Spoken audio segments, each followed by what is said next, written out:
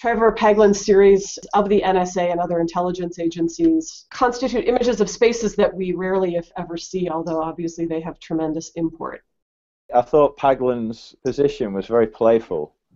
He went to Wikipedia and went online and he found that publicly available images of the three major surveillance agencies were outdated, and they might have even been government provided, maybe photographs from the 90s. So he got a helicopter or a plane and he flew over them and he made images and he gave them away for free for anyone who wanted them. A very small but press-friendly intervention, I thought. I'm just looking at this and I keep thinking of illusions. I'm thinking synapses, and I'm seeing a brain, which is, maybe not an illusion, actually.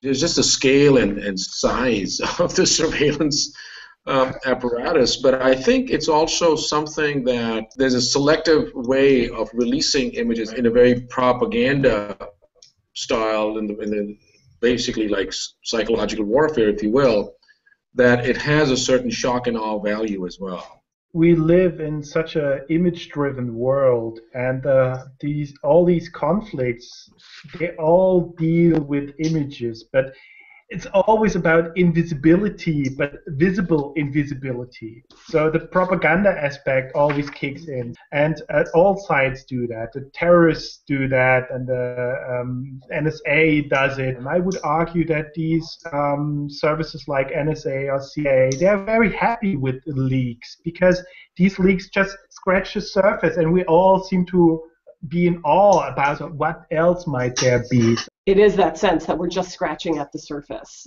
Is there any way, just kind of to play devil's advocate for a moment, to read this image from the perspective of someone who might say, this is great.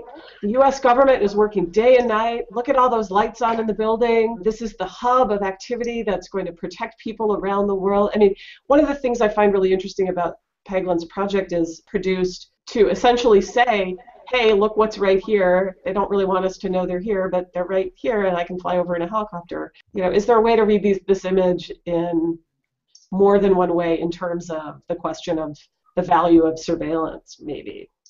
I think it's always an open question, which is why surveillance becomes so pervasive. With the spread of CCTV cameras in cities and towns across the United States, there's always the argument, does surveillance cameras protect us? And it's very hard to quantify, and I think people raise the question and it never quite gets answered. Well, if the event or events that we are trying to prevent don't take place, then how can you argue that those who are acting on our behalf to prevent the events that never took place aren't the ones responsible for the fact that they didn't take place? And it becomes, utterly absurd. And that's something that this Paglen image communicates to me with its sort of sprawling horizontal architecture and the ways that the roads come out from the buildings. There's a way in which that, I think, makes concrete, these institutions that remain, for the most part, very abstract for us, but also it points to the